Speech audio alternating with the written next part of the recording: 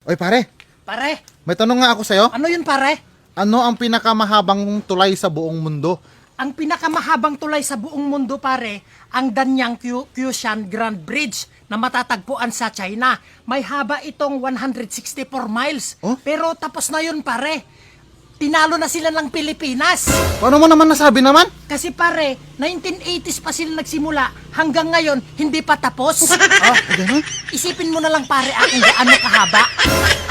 Ganun yun? Oo pare, oo. Meron pang isa. May tanong pa ako. Ano yun pare? Magtanong ka lang sa akin. Anong pinaka-high-tech na flood control?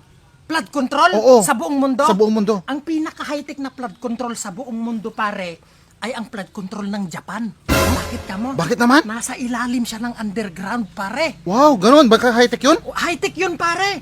Kahit anong baha, hindi yun natitibag. Pero, tinalo ng Pilipinas, pare. Pilipinas na naman? Ano na naman meron sa Pilipinas? Pinaka-high-tech ang Pilipinas, pare. Oh, paano mo nasabi? Kasi yung mga flood control natin dito, hindi mo nakikita. O invisible ba? O magic. O, di ba mas high-tech ang Pilipinas? Ano, pare, ah. O, ano pang tanong mo, pare? Wala na. Wala na. Yun lang yung tanong ko.